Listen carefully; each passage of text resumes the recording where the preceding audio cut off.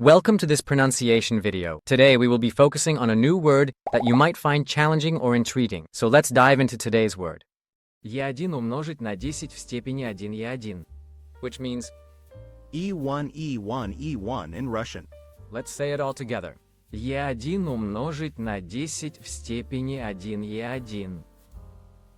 E1 умножить на 10 в степени 1 E1. E1 умножить на 10 в степени 1 E1. One more time. E1 умножить на 10 в степени 1 E1. E1 умножить на 10 в степени 1 E1. E1 умножить на 10 в степени 1 E1.